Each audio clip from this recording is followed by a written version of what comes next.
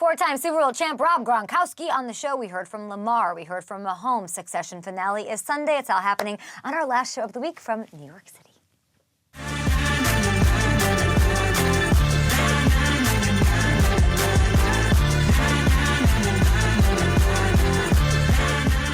All right, welcome to Little Up and Adams. We have Rob Gronkowski on. What do you mean I'm looking for something? Why are you looking at me like I'm crazy? Listen, we had another beautiful day of OTAs. You want to come in here and do some awkward slide? Sure. This is just, by the way, everyone said, don't have Hamilton start the show with you. You should start the show and then bring him in. But then this happens. Yeah. Now I have to get up and I have to turn around. And now we got to move this over and do heavy lifting. And then, yeah, Taylor says I look like an 80-year-old man when I do this. Yeah. She's not wrong. And then we have to frame up, and then we got to make it look like coffee talk. Oh, Richard Issacha's taking shots at your wardrobe. Oh, Issacha, really? Okay. Okay. All right, let's do this. OTAs are here. We're going to get into that. But we got to get into last night, Sports Business Journal Awards. We were up for a bunch. Amy Howe, our badass CEO, who's probably done like 9 deals already today, ran 7 miles, like got her kids to school in one piece, and is taking over the world. She was up for Executive of the Year with company like Manfred. Okay? Yeah. It was crazy. She is so incredible. An entire room of people screaming for her to win. She couldn't be there with us last night, but we love you, Amy, and so congratulations on the nomination. So incredible. We took home Best Sportsbook. That's pretty exciting. FanDuel took it home. I got to hang out with Alyssa from sales, Alyssa Zeleznik, our girl Suze, who handles so much for us on Up and Adams. We're so grateful for her. And that is Jessie Smith. She works in marketing. I just got to meet her for the first time last night, but it was a great group. And we won. It was the first time they ever had a Best in Sports Betting, but it just shows you how the industry is changing. You know, SBJ's on top of everything, all of the trends where the business is going, and it felt so freaking good to get a win. Yeah, that's pretty exciting. It's cool you got to be there, announce an award, I heard, too, so. I did for innovation in a creative agency. I don't know. NHL commish, Gary Bettman got a Lifetime Achievement Award. That was beautiful. John Hamm, big St. Louis Blues fan, huge hockey guy, gave him his introductory speech. So it was a beautiful night. Thank you to SPJ for having us. We got some Up and Adams love in the room, which was really, really fun, too. So congrats to really FanDuel for everyone who works their ass off to make this the best and #1 sports book in the country. All right, we also have Succession on Sunday, so let's just get to it. I said it was going to be Greg. Yeah, okay? you did. Because it makes sense, because I feel like he's got the Mattson thing. He'll be the American CEO. It'll all make sense. But Wamsgams has a case to this, don't you think? None of the kids are getting. Yeah. Who you rooting for? We'll ask Gronka's thing, too, and tell us who you guys think is going to walk away with that at the end. Yeah, I mean, with Tom, though, it's kind of, you know, because he's the sitting duck. He's the incumbent at ATN, so I feel like they're going to want to get rid of him, but because he has no handle on anything. Do you know anything about the name Wamsgams? Like, no. Does it mean anything to you? No, it doesn't. Okay, so there's this lady on TikTok named Nameberry, okay, and she goes through names and what they mean. And, you know, everything's, you know, Shiv is Shiban, but Shiv is obviously, like, right, like, it's a great name for her. Roman, that probably goes from somewhere like Roy. Yeah. She goes through how Roy actually means king. Yeah. So it all makes sense, and then you're thinking, oh, and then of course there's, you know, what the writer's perspective is and the creators of the show, what they want. But Wamsgams, she likens to, I'm not gonna play it, but I'm gonna get to it. I have to find the player's name. There's a baseball player, right? And she goes into like, let's just talk about what the surname Wamsgams is. It's German, it means like pregnant goose or something crazy, right? But I'm not kidding, but listen to this. Hold on. The real reason he was given the last name Wamsgams is because of this guy. This is Bill Wamsgams, an MLB player during the early 20th century. He is remembered for one thing, and that is completing the only unassisted triple play in World Series history. He took out 3 players at once in what is essentially the finale of baseball. It's no coincidence that Tom shares a surname with Bill Wamsgams, so you have to wonder if Tom will complete an unassisted triple play and take out all 3 of the Roy siblings to become the leader of Waystar Royco in the Succession finale. That would be wild. Hey, Nameberry, thank you. Don't sue us. Can she sue us? I don't know. Whoops. Who knows? It might be Tom. That's an amazing theory. Because Greg's much more of a stretch. Yeah, it's true. But I mean, he was on the paper though with the question. I know. Is the paper going to come back? Doesn't Marsha have 2 seats on the board? We got everybody on the board coming back. We'll see what happens, of course, on Sunday night for Succession. I think I'm going to stay with Greg. Who you got? Pick one. Oh, God. I'll go with Tom. All right. Yeah, I like this theory. I like the baseball theory. Little baseball connection. All right, Manfred, we're with you. Another days of OTAs, guys, brought us some really beautiful sights. Oh my gosh, this was amazing. You sent me this. This was incredible. I love the slow-mo right at the end, too, to really get that toe tap. It's Joe Burrow. Burleson would be proud. Yeah, a little toe drag swag there. Jamar Chase.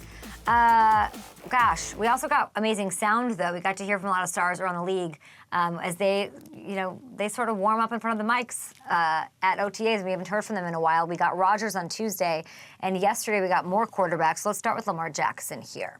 After some overreactions to not being at the Ravens camp earlier this week, he was there. He talked about the importance of being there to learn the new offense. We heard an exciting Lamar when it came to discussing Todd Monken's system, and he gave us a little insight into what's going to be different this year. Less running and more throwing, I say. I hear a lot of noise about throwing and stuff like this, yards to achieve and stuff, but I'm not really worried about the yards as much. It's about us just winning.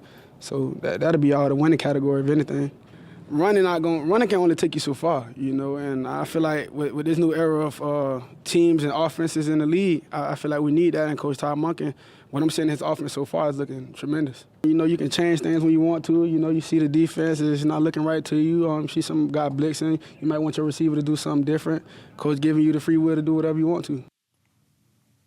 I literally love everything he's saying because I'm, full of myself and narcissistic, and it's exactly what I've said, so he's agreeing with me completely. I have said for years, and a lot of people want to say, I've worked with a lot of people that wanted to say, run the ball, it's what you do best, go, and that's okay. It's not okay if you want to win a Super Bowl, it's just not.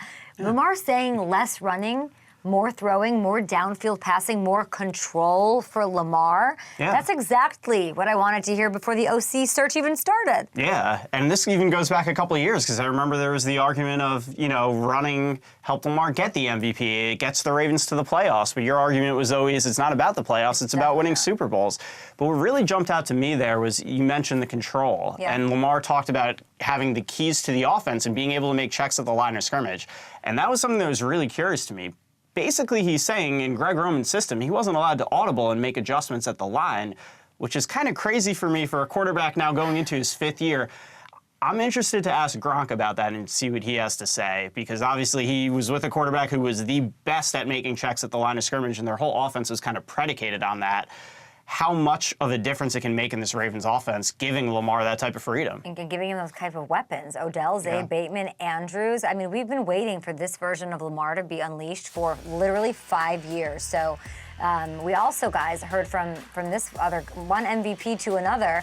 Patrick Mahomes yesterday, guys. There have been rumblings about him getting another extension or redoing it or whatever that might look like. He addressed his approach to those negotiations.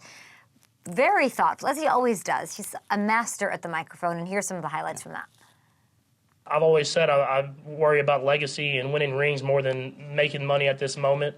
But I know we keep communication. We see what's going on around the league.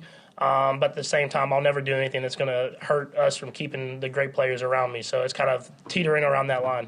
You just want to do whatever to not hurt other quarterbacks whenever their contracts come up. You want to kind of keep the bar pushing. And so it's not about being the highest paid guy. It's not about making a ton of money. I've made enough money where I'll be set for the rest of my life. But at the same time, you got to find that line where you're making a good amount of money, but you're still keeping a lot of great players around you so you can win these Super Bowls and you're able to compete in these games. It's so complicated. Yeah. And it's a polarizing conversation. And people, it's how do you value a few million? It's almost that. Yeah. How do you value a few million when you have 20 and when you don't, or when you have 40 and when you have 60? Like, what is and he makes it a bigger deal. He's going macro, what it means for the landscape of quarterbacks getting paid and broke off in the league for years to come if he takes a little. It's wild. And so it sounds a little bit like they're keeping tabs on it. Joe Burrow getting a contract is going to have an effect on what Patrick Mahomes' team and his side are going to talk to the Chiefs about. And my goodness, this is super interesting. And there's kind of three elements to this, right? I mean, first off, after this second MVP and this second ring, I think we can all agree Patrick Mahomes is the best quarterback in the National Football League right now. But if you look at the way these contracts are going, take a look here. He slipped all the way to seventh, the seventh highest paid quarterback in the league on a per year basis. He took a discount. If you look at it. Yeah, his deal looked not scary at all about 2 months after he signed it, which is great. And he'll move to ninth. By the way, when Burrow and Herbert sign, he'll move up to almost out of the top 10 as far as quarterbacks are concerned. It's crazy. Yeah. So that has to be fixed at some point. He knows that they know it. I like that they're talking about it. Yeah. God, please, none of that. Talk about it. Yeah. He doesn't need to scrap for every cent. He sort of said that and alluded to that. Like he says, he's pretty much set for life regardless. But you do want to make sure you're getting a fair value for you and whoever's behind you. And that's insane. It's just going to be tough. What do you think? Yeah. No, I think, it's just an interesting position that he's in now because he's kind of saying all the right things, but there's no, easy answer, right? Because no matter what he does, if he takes the full value, the other quarterbacks are happy. Yeah.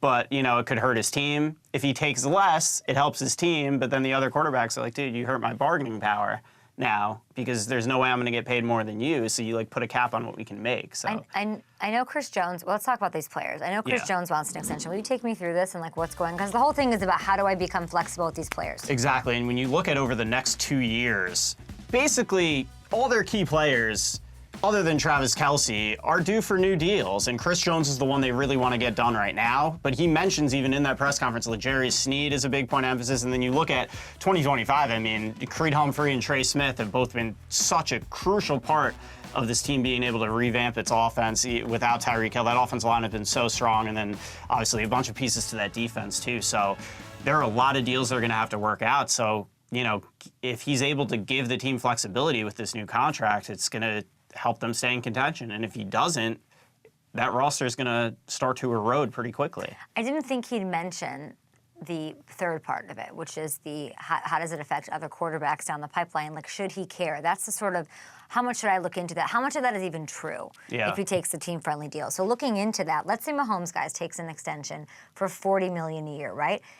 That will mess up the market. For other quarterbacks and sort of hurt their ability to negotiate new deals. It seems like Mahomes sort of embraced this responsibility, and I know it's kind of a first world problem, but it's kind of tough too to have to take your family, your team, the entire quarterback position into account. And this is a lot, and it's the fact that he says it. It's a weird thing for him to say if it's not something that's on his mind and his heart. Yeah, for sure. And as you said, the way these teams look at negotiations, they're going to be like, oh, Mahomes is only making 40. You're not getting paid more than Mahomes. It does happen. Yeah. But Kay, I have to bring something else up in all this because you've called me a sicko for some of my deep offseason dives. But there was some real serious sicko stuff going on in this Kansas City press conference from both the media and Mahomes. The first question, the first one when he gets up to the podium, kid, was about Blaine Gabbert. And even sicker, listen to his answer. Since he's been in the building, he's been a true pro, and he's came in. You can see the talent. You see why he was I believe top 10 draft pick or a first round draft pick, and the arm strength and everything like that. And he was just backing up to Tom. So I'm asking him for any advice he can give me, because if you're learning from that guy, you're learning from the right guy. So just another good quarterback, good guy that can be in that quarterback room.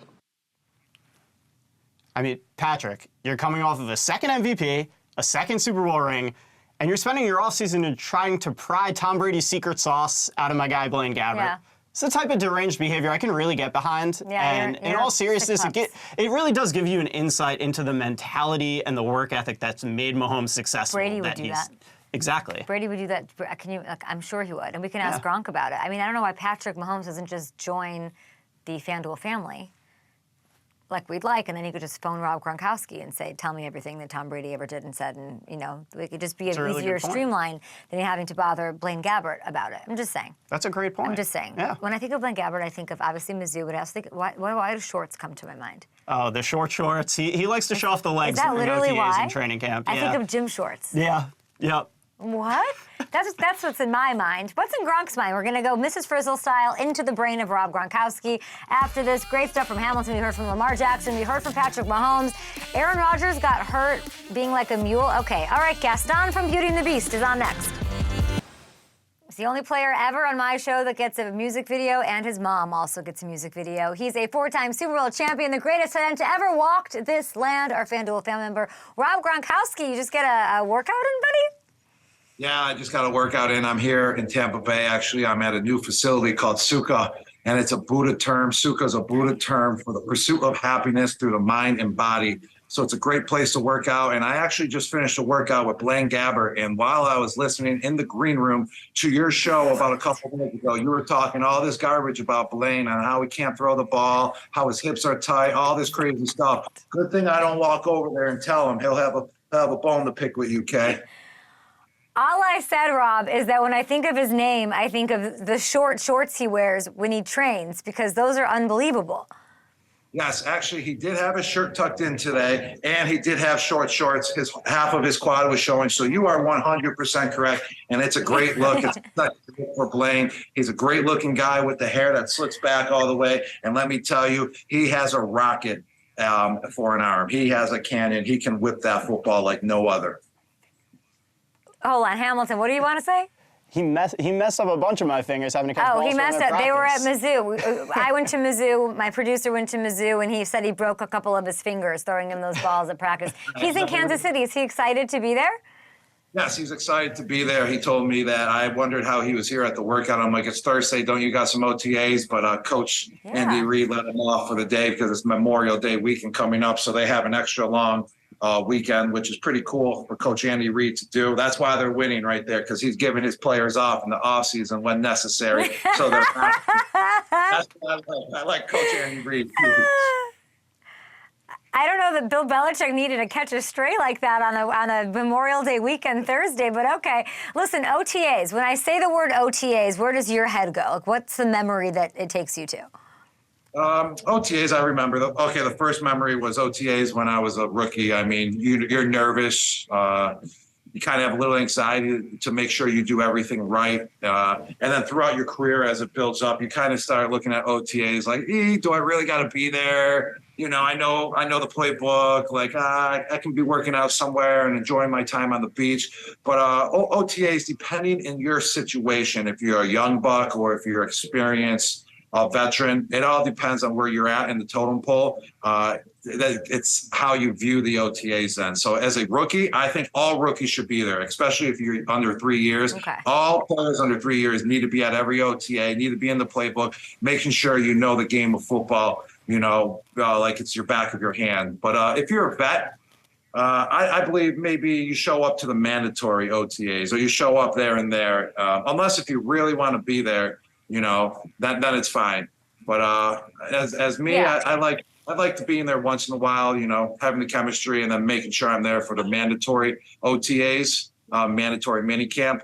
But I think it's great for all the young bucks, no doubt about that.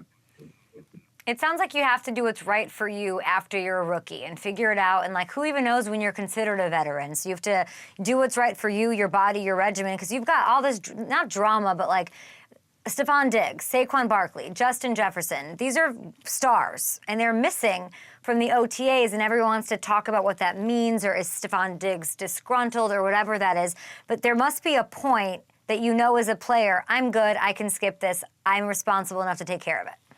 Yeah, so players like that totally are responsible enough to be able to skip OTAs, no doubt about it. As long as they're at home or wherever they are, and getting their work in, which they are. That's why they're veterans, and that's why they're at top of their game, because they are getting their work in no matter what, even if they're not at the facility. And also, here's another question that goes into play, too, is if you have a family. Yeah. I mean, you have kids, you have a wife, and you're a veteran, you're 6 years in the league, you're a star player as well. You don't need to be at the OTAs. You're going to be in that city or wherever you're playing for the 6 months straight. So this is time that you can spend with your family. You can spend the time with your kids right now instead of being at OTA practice. As long as you are getting that work in, it's totally acceptable. And I believe that sometimes the media looks too far into it when a player misses OTAs because, hey, if they're getting the work in, it doesn't matter. They can be with their family, enjoying their time, as long as they show up when it's time for training camp and show out. How would Bill feel about this answer? I don't know. I mean, he would feel great, I think it's very responsible answer. I think he should bring me on the coaching staff, and I could be the There guy we that go. just whole program for OTAs. But like I said, about year 4 and under, you got to be at OTAs though. All right, you can't be skipping though. Yeah. You can't be skipping if you're a young I buck. get it. You have so much energy. I can't believe you finished a workout because you were like shot out of a cannon like right now, which is incredible because you're taking care of your stuff. You and Blaine Gabbert down there at the Mind Body Buddha. You can give it a shout out again there in Tampa Bay when we love to see it. And when you're there, you control your stuff. When you're at Jets camp and you're a 39-year-old Aaron Rodgers, you can't control what the training staff wants to do to you. Did you see this weight strapped to his leg thing? Did you see this? No, I didn't see this. I heard he got like a little injury or something. I'm not really 100% sure what happened. I'm not even sure what the injury was. But if Kayla, you can put me up to date with it, that would be great. So he's at OTAs voluntarily because obviously he wants to build chemistry with his team. He's a new quarterback, new team. They're young. He wants to gel with them, which I respect a lot. It's something that he'd never done in 18 years, 19 years in Green Bay. It was some sort of drill where he was running with the weight attached and strapped to his leg. He had a bit of a limp, so they made him stop, and he was, just had a bit of a calf thing. Nothing big. He says it's fine. But I just want to know your thoughts on this. Him doing a workout that he never did in his career, and I'd love to know the strangest workout routine you've ever done. I mean, going back to the OTAs, here's another situation as well. Aaron Rodgers, an MVP, one of the greatest quarterbacks of all time, but he just got to a new team. If he was with the Green Bay Packers, I understand if he's not at all of the OTAs, but in this situation, here's another situation we're talking about. I believe it's great for him to be at every single OTA to build that chemistry because he's a new player on a new team. So that's huge for him to be at all the OTAs. That's a good sign. You want him there. You want him to build the chemistry, especially as a quarterback. And then second of all, he's probably doing it to fit in, build up the chemistry, to show that he's putting the work in with his teammates, and something he's not used to. But I feel like, you just put me up to date with what happened, pulling a sled with weight on it. Mm-hmm. I believe just within 10 seconds of instinct that he kind of faked the injury so he didn't have to pull the sled anymore. Listen, he was smiling afterwards. That literally probably is what happened because he had a big. Exactly. He's like, I'm good, I'm fine. Oh my God, you're right. He showed one, like, I can do it, the one, and then the second one, he was like, oh, my calf, let me just throw the football. I mean, you're completely right, and I love that. I'm going to get you up to date on a rule change. I know you're retired, you're having fun, but you're working out, you're staying in the game here, and you do all of your amazing work. You're gearing up for Fox. The NFL approved a new rule regarding kickoffs. You can now signal a fair catch anywhere inside their own 25-yard line, and the ball will be placed at the 25-yard line. Andy Reid had this to say yesterday, Gronk. My thing is, where does it stop, right? So you start taking pieces, and we'll see how this goes, but you don't want to take too many pieces away or you'll be playing flag football. What do you think? I agree with Coach Andy Reid. I think it's getting a little bit ridiculous on that rule change because there's already that rule. If it goes in the end zone, you can just take the knee in the end zone, then it gets placed on the 25-yard line. But you got to be able to play football at some point. I mean, that's why you have the kickoff. You might as well just take the kickoff totally out of the game then and just have the other team just start on their own 25-yard line. But that's pretty ridiculous. I mean, that's going a little bit too far, into it because there's already so many touchbacks. You know how many times it's like 75%. It's a touchback every single kick. So 75% of the time it's starting on the 25 already. But I wish you got to play the football. You got to play kickoffs. It's just been part of history in the game. Might as well be playing flag football, says Andy Reid. It sounds like we're seeing the end of the kickoff return. Now, give me a Gronk rule, an NFL rule, a new rule, or something that you'd like to see implemented in the NFL. All right, here we go. Actually, Tom Brady brought this up plenty of times. It's to protect the receivers. It's to protect the tight ends because a lot of guys out there, offensive linemen, defensive linemen, quarterbacks, they're all protected from their knees down. You can't blindside anyone when they're unprotected, when they're defenseless. A defenseless receiver is the only person that's not protected from the knees down. Linemen are, running backs are, quarterbacks are. defense. All those players are protected in that situation. But a defenseless receiver, when looking at the cornerback to make the catch, a linebacker or a cornerback or safety can still take out your knees even when you're not looking. So that's a defenseless receiver. So therefore, that needs to be implemented as a new rule change to where you cannot take out a defenseless receiver's knees from their knee down. Yes, you can hit them from here, from between, from the quad to the shoulders. But if they're not looking and they're still getting drilled from their knee down, that's very dangerous for the game. You see a lot of people. Chris Godwin blew out his knee a couple years ago versus Saints. I blew out my knee 8 years ago against the Browns from it. You see a lot of these defensive receivers blow out their knees because of that rule, because they're not looking and they get absolutely demolished from the knee down. Yes, if they're looking at the player after they make a catch and make a step or two, yes, you can hit them below their knee, but not when they're not looking, not when they're defenseless. That rule should change to where you cannot take them out from their knees. I mean, Gronk, it happened to you all of the time. Everyone went for your knees. Nobody wanted to tackle you high ever. And I just got to ask you, it's like a personal thing now. Like, would you have played longer? Do you think your career, I mean, you had a beautiful career, we know all of that. Do you think that your career would have been extended had that been a rule? Possibly.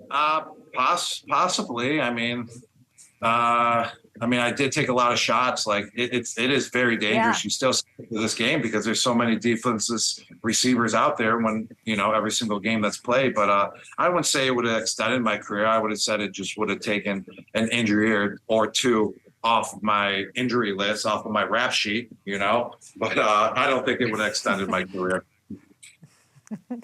I'm still not quite convinced your career's over, to be honest. So there's that. Okay, Gronk, we know you're at a workout. We want to get you out of here. We appreciate your time, of course. Let's play a little game. We're going to go inside your brain like Miss Frizzle in the Magic School Bus style. I'm going to show you a photo, and you have to tell me the first thing that goes inside Gronk's head. Okay, let's start with this. The Packers. Here's some news. Green Bay was awarded the 2025 NFL Draft. It'll be there, a lot of hoopla. It's getting mixed reviews right now. Do you like Green Bay as a location for the NFL Draft? I saw it in Kansas City this year, and that was a success. I like how they're expanding it to, all over the place. So, yes, I think it's a great idea. I think it's going to be a success for sure. Love it. Taylor Swift, she was just at Gillette Stadium for 3 nights. She's killing it. I don't know if you've seen the concert. She's got a song coming out with Ice Spice tonight. She's everywhere. Mac Jones attended a Taylor Swift concert at Gillette. What do you make of his outfit, the whole vibe, all of it? I think he needs to put a little weight on. I mean, he's looking a little skinny right now. He's got to put about 5-10 pounds back on so then he can lift, run the ball a little bit, knock out some linebackers while he's running to get a first down, So, but other than that, I think the outfit's A+.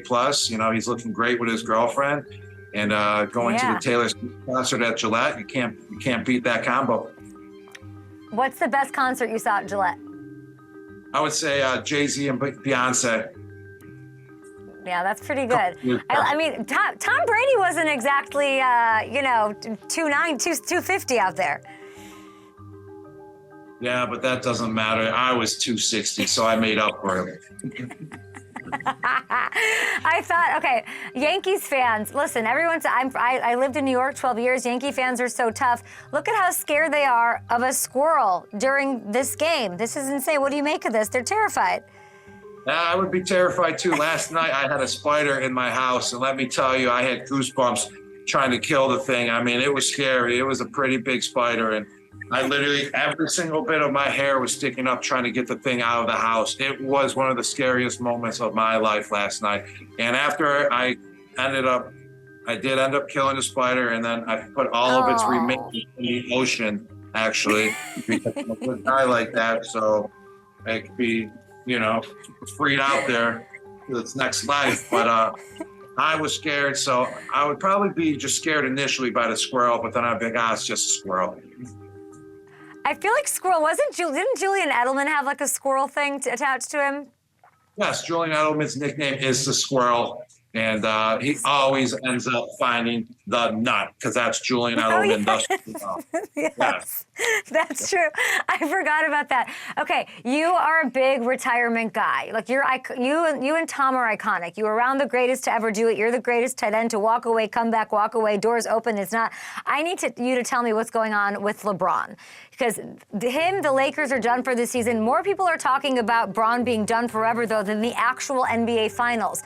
Does he pass the retired guy test? Is he giving you that kind of energy? No, I don't think so. I think it's just kind of a rumor going on right now, or he started the rumor, or whatever happened, why the rumor started. But I think he's going to play until he can at least get 1 year with his son. I think that would be extremely legendary. That would be magnificent if he does that. It'd be the first time we ever see anything like that, and it would be mind-blowing. I would love to see that. But the way that he's playing, he's at such a high level. He's in such great shape. He takes care of his body so well, obviously, because he wouldn't be doing what he's doing at the age of 38. But I think he's going to go until he plays 1 year with his son. So I think the retirement rumors right now are just false. I mean, he's too healthy. He's too much in shape, and he's too much of a beast. Stop right now. All right, he's not retiring. Now, you and your girlfriend, Camille, were watching the Westminster Dog Show, I believe, with your dog, Ralphie, who we have yet to really get to know and interview. But you said you were rooting for Winston, the Frenchie, and that's the dog that won the whole thing. So you are calling your shot on these things, and they're right. So that must have been amazing. Yes, it was amazing. I just love Frenchies. I love all Frenchies. I love all dogs, actually, but especially Frenchies. I just think their personalities are just so great. So when I saw Winston in there, I was just cheering for him, man. He's a champion. Thank you, Winston, for representing the Frenchies out there. I mean, you called your shot and this dog won. I don't know how you did it, so I'm going to ask you before you go a couple of quick predictions. We are on a win streak here with you, Camille, Winston. Heat Celtics tonight. Do the Celtics get a win and extend the series? Oh, I think where is it? Is it in Miami or in Boston right now? I don't know. We don't even know. Boston. I think it's in Boston. Yes, because the last game. I think the Celtics are going to win one more game, and then the Heat are going to win the next game at home. Do you watch Succession, Rob? No, I never have. Okay, let's see the poster. Pick one person on this poster, and that'll be your choice for who wins Succession, because there's one episode left. Who you like? I like the guy in the front. He looks like a boss, and he looks like he gets it done. Ravi died. Who is it? What's his name? I said his name's Logan Roy, but he died. Pick somebody else. Or maybe he could come back, I guess, sure. That's ridiculous. All right. The guy to the right of him. If you're looking at him, to the right. Okay. Kendall Roy. Yes, his second to oldest son. He will be doing it. All right. DK Metcalf challenged Tyreek Hill to a race. Again, they do this all the time. Who would win? Predict between DK and Tyreek. I think Tyreek Hill will win. I mean, I saw him race those track guys this year, and I don't even think those track guys should have qualified because Tyreek Hill absolutely blew him out of the water. But I think Tyreek Hill will win by like an inch. He's just a little bit smaller, and those small guys are always just the quickest and fastest. I love it. Tyreek gets them, and let us know on Twitter. And last one for you, your former teammate, Devin McCourty, also has 1 million Super Bowls. He's your boy, and we just got the news that he'll be joining NBC's Football Night in America beginning this season. We love him. We congratulate him. What's your prediction on what a kind of a breakout star he'll be on the national stage on TV? Yeah, Devin will bring a lot of insight to the football world. There's no doubt about that. He's got a lot of knowledge. He had an unbelievable career, 13 years, and he played 2 positions as well. He played defensive back and he played safety, and also he was the captain of the defense, so he had to make sure where all the defensive linemen were, where all the linebackers were. He had to know the whole defense inside and out, so he's going to bring so much knowledge to the table. It's going to be great for football that he's joining, but the only problem is that he's not joining the Fox crew because the Fox crew is the best crew, okay? That's what's Hey, your boy Shanks last night won Executive of the Year. Yeah, because he is Executive of the Year. He brought me in the Fox, so he deserves that award every year. He did. He had an amazing speech, so that's incredible. Yeah, we cannot wait for the season to get here. It's OTAs. You're getting your work in. Go hang out with Blaine Gabbert. We appreciate you, Gronk, and sorry for asking you an impossible succession question with the guy I knew he was going to pick being dead. Just a dumb move by us all around. We'll be back right after this. Okay, if you want to get smarter, it's up and hammer time. Let's do it. I will not dance to this. You're on strike until MC Hammer Is that- allows us to use. He did tweet at me once. Who You can did? ask him. MC Hammer. You About the asked, segment. I don't know who asked, maybe Eric, producer Eric, asked Henry Winkler to record us a little something because Henry Winkler was in an MC Hammer video, right? Yeah, So we said, hey, maybe we need somebody to make us a song for Hammer Time, basically, right? I guess, yeah. And he said no. The nicest man in the world was like, no. That says a lot about me. Says a lot about us. All right, time for Hammer Time. Hammer. Oh my gosh, let's talk a little football here. Yeah. You're a sicko, as I we know. well discovered this I week, know. as you were breaking down the frame by frames of Trey Lance's elbow height. You had a protractor out on the screen watching tape. It's disgusting. It makes I a want big you to know difference, that. elbow height. Trevor What did you Lawrence. call it on Twitter? What did you say I was doing? Oh, yeah. No, I said a bad thing. I don't know. I've just really let it go lately. Yeah. Listen, Trevor Lawrence, your mom's watching. Why do you True. don't draw her to my Twitter? Trevor Lawrence. Let's start this again. Hamilton. Yes. Trevor Lawrence had a breakout season in 2022. He takes the Jags to the playoffs, Waffle House, blah, blah, blah, earned the trip to the Pro Bowl. But there's reason to think he's just getting started, right? Like, how good could he be? I think he could take things to another level this year and possibly get into the MVP conversation because of this guy. This guy? This guy, All Calvin right. Ridley. All right. I really do think when you go back and look at some of the tape from last year, they have some good receivers. Not to disparage a Christian Kirk or Zay Jones, they had very good years, but they don't really have that number one guy who commands attention from the defense. This is the number one guy that's And going to this is command the guy that attention can from do the it. defense. And let Tell me me how. show you. Let's go back to last year, and I'll show you some examples of just how things stalled sometimes with this offense. Here against the Jets, they're in the red zone. It's 3rd and 3. The Jets are playing man coverage across the board. And you're going to see here, nobody's really able to create separation. Watch, Trevor's at the top of his drop. Nobody's open here. And this is especially where it showed up down in the red zone. Trevor's going to have to throw this one, take a shot. It ends up falling incomplete. He was the 29th rated quarterback out of the 31 That qualifiers just in the makes red me zone. feel bad for him. But that was a bad situation. to be Yeah, in. exactly. And it's not his fault that he was the 29th out of 31 rated qualifying quarterbacks in the red zone, but it was symptomatic of the lack of that number one guy. Yeah, I have a number. Want to hear it? Yes. Okay. They did. They had a top 10 passing game, so everyone's going to look at those numbers and say, like, and whole, yeah. But to your point, they only had 205 yards through the air against Kansas City and that man coverage in the divisional round loss. Yeah, and KC pressed up a lot. They brought a lot of pressure. Spags was aggressive with them, and that's what you can do when you don't have that guy to fear. And Ridley, he is that guy. He's a pure route runner, and you're asking for trouble if you want to play man across the board against him. I know it's been a while since we've seen him in a game, Yeah. so let me just give you a little taste of what he's going to bring. Here he is against Tampa.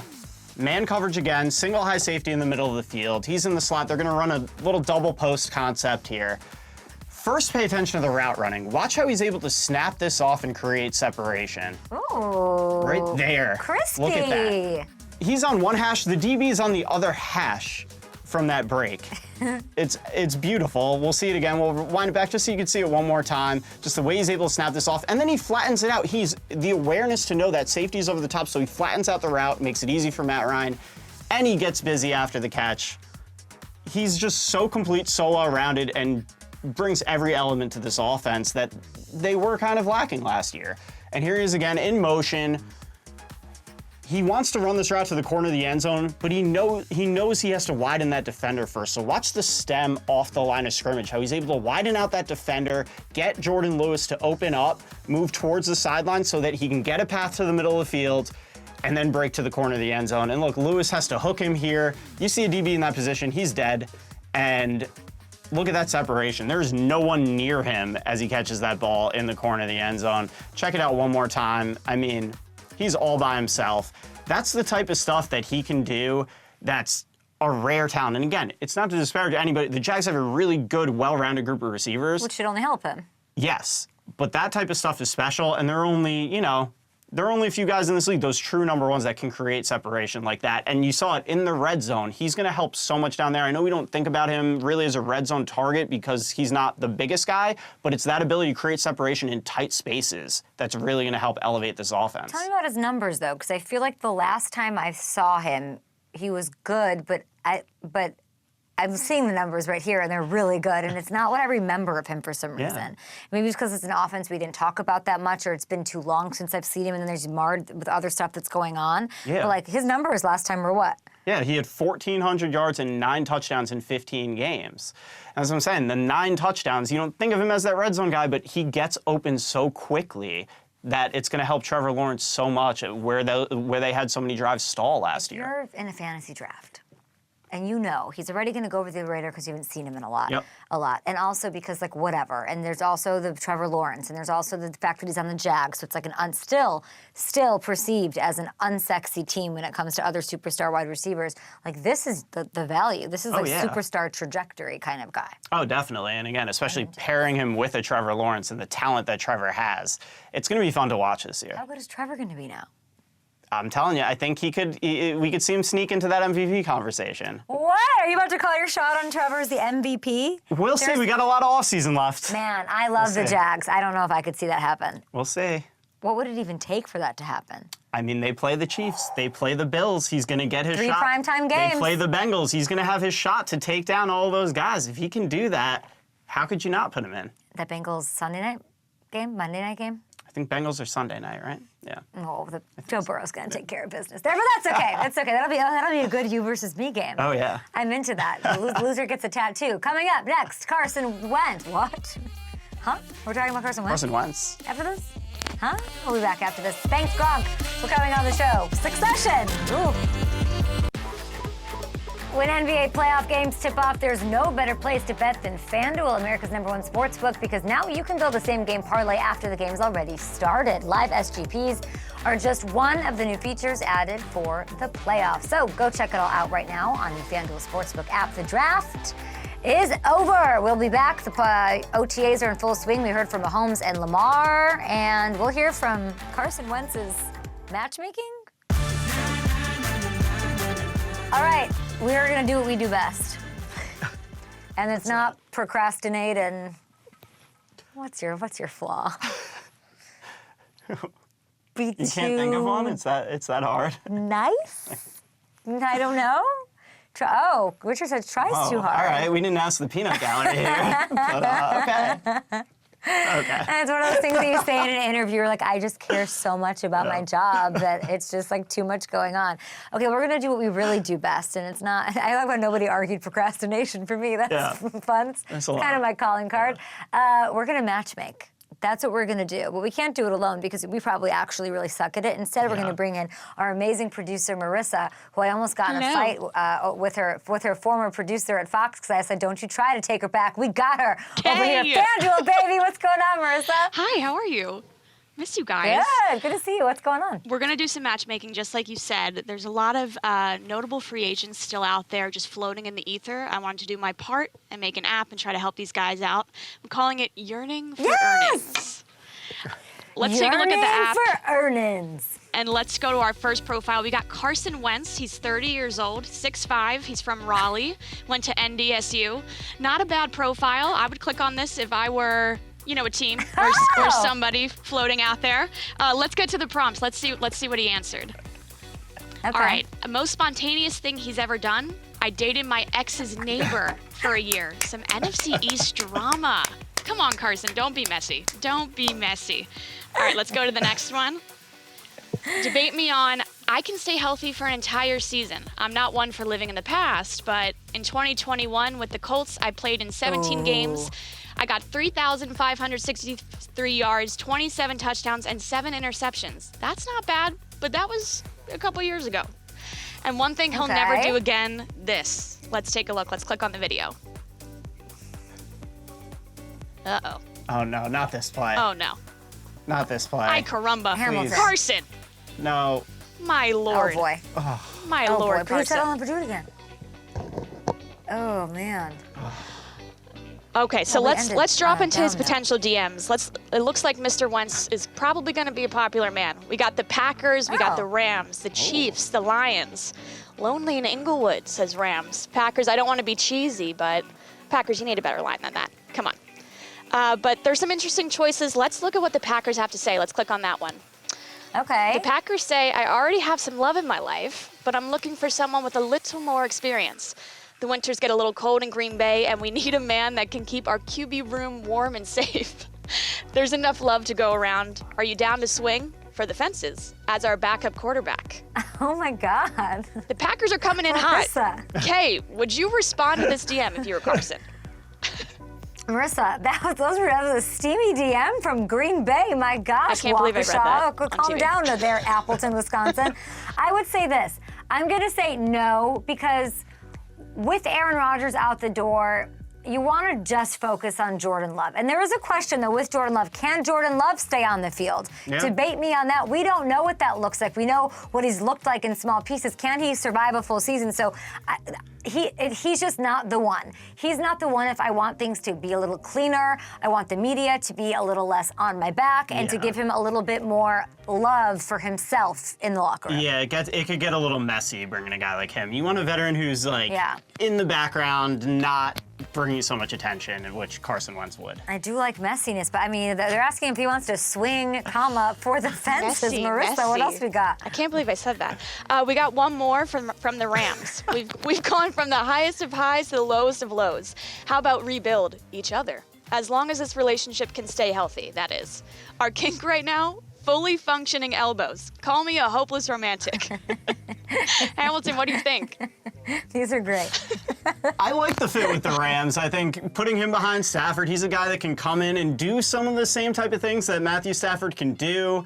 Again, you mentioned that elbow. It's a concern. There have been rumblings over the past couple of days about the Cowboys also entering the chat. NFC East drama. Interesting. NFC East drama. The drama. Get out. Marissa, that was amazing. Let's do more of those. Who's talking about Carson Wentz right now on their national shows? Nobody. We are, baby. We'll see you next week.